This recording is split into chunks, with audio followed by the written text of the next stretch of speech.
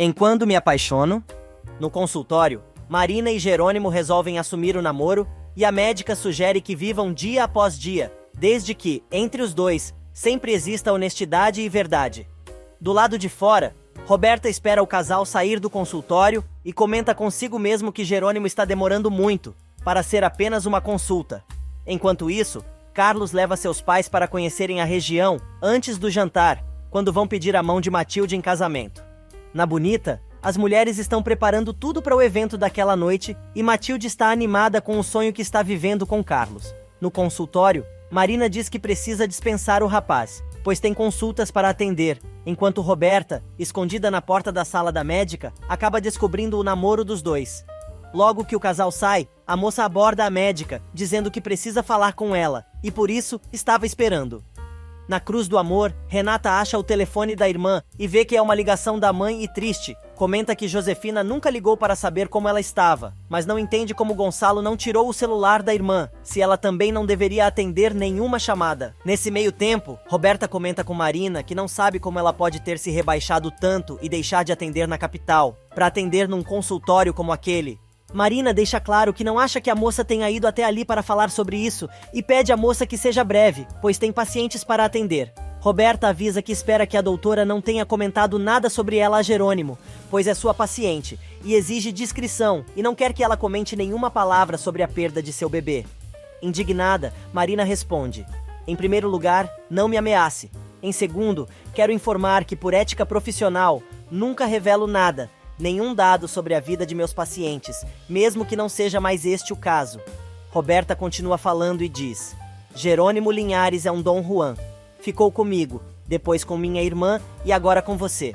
Mas comigo foi diferente, porque ele me disse que queria que tivéssemos um filho.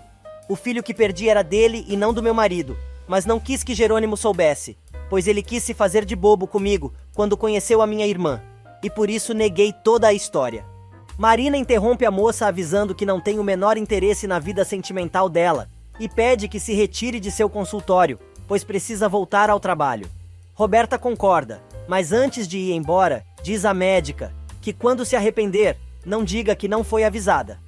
Porém, Marina deixa claro que é adulta e sabe o que está fazendo, e lembra que tanto ela quanto Jerônimo são pessoas livres e têm o direito de fazer o que bem entenderem. Mas Jerônimo está confuso e comenta consigo mesmo que, talvez, o relacionamento com Marina seja a oportunidade que ele precisa para arrancar Renata de seu coração. A noite chega e Jerônimo recebe os pais de Carlos para o jantar de noivado. Renata e Augusto chegam em casa e encontram Roberta bem sentada lendo uma revista. Os dois comentam que a moça não pode sair assim sem dizer para onde vai, e Augusto lembra que as irmãs estão sob sua proteção. Rindo, a garota conta que encontrou Jerônimo e Marina e viu os dois se agarrando aos beijos bem no meio do povoado, na frente de todo mundo. Marina chega à Bonita para o jantar e é apresentada como sua namorada. Jerônimo pede desculpas à médica por não tê-la buscado pessoalmente, mas preferiu mandar Lázaro, que estava muito nervoso. O pai de Carlos comenta que não entende por que o capataz estaria tão nervoso, mas eles também estão, e acha que é o momento para começar a falar, e diz que é uma honra estar na fazenda e querem pedir, formalmente, a mão de Matilde em casamento para seu filho Carlos. Jerônimo se diz feliz com o pedido, mas ele não é a pessoa indicada para consentir isso. Lázaro chega bem na hora e o fazendeiro o apresenta como irmão de Matilde. A mãe de Carlos, estranhando a notícia, pergunta se a moça não é irmã de Jerônimo e Carlos, dizendo que não sabe como surgiu aquela confusão, mas sua noiva é irmã do capataz da fazenda. A mulher surta e diz ao filho que nunca imaginou que ele seria capaz de se casar com a irmã de um capataz.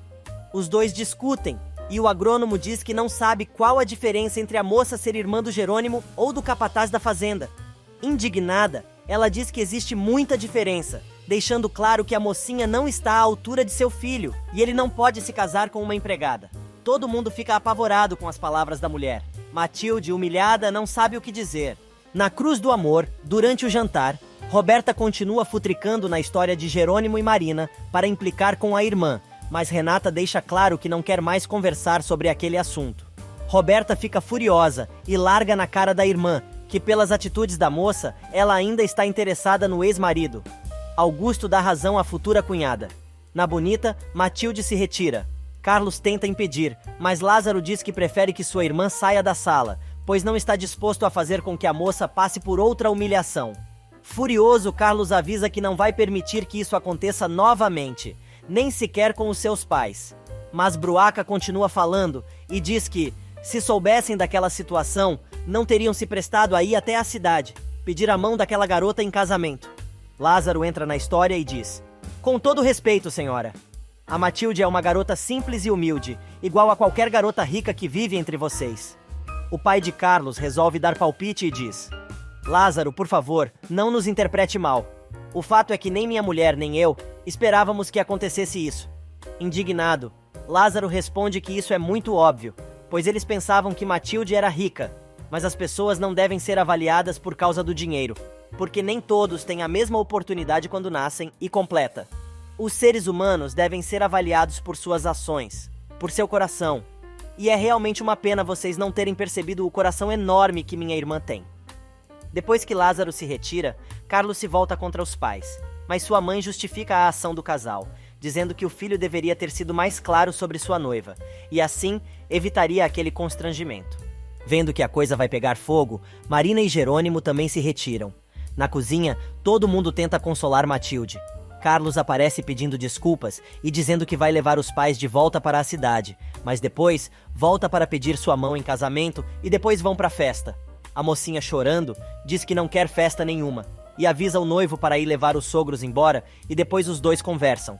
O agrônomo jura seu amor pela moça, avisando que vai casar com ela de qualquer jeito, mas antes de sair tenta dar um beijo na garota, que recusa o carinho do rapaz. Enquanto isso, na igreja, Severino termina a missa.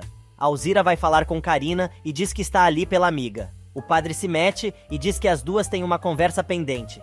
Ajoelhando, Alzira pede perdão à amiga e diz que precisa que a bordadeira a perdoe, pois ela não merecia aquela traição.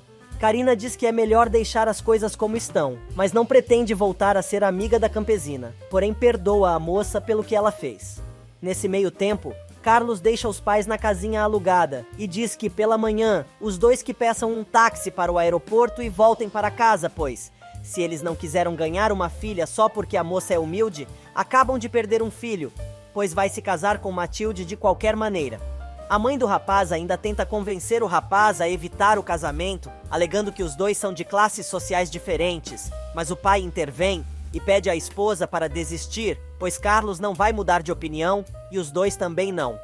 Na bonita, Matilde avisa que quer ir dormir. Lázaro tenta convencer a irmã que Carlos a ama e queria fazer as coisas direito, mas não esperava que os pais reagissem daquela maneira. Jerônimo leva Marina para casa e o romance continua. Da janela de seu quarto, Severino vê os dois se beijando. Quando a sobrinha entra em casa, ele quer que sua sobrinha explique o que está acontecendo entre ela e Jerônimo. A moça explica que os dois estão saindo e vendo se dá certo. A médica explica que Jerônimo é divorciado e, assim como Renata está refazendo sua vida com outro homem, ela também está tentando, pois há anos não sentia o que está sentindo e não pretende renunciar aos seus sentimentos. Na cruz do amor, vestida com seu camisolão branco de cetim, Renata, em seu quarto, tenta se convencer que não ama mais Jerônimo e resolve sair para montar. Carlos chega em casa tarde e vai ao quarto de Matilde falar com a moça, mas ela não quer conversar. O rapaz insiste em conversar ainda naquela noite, dizendo que vai esperar a noiva na cozinha. Nesse meio tempo, Renata encontra Jerônimo no meio de sua cavalgada e os dois se encaram mais uma vez.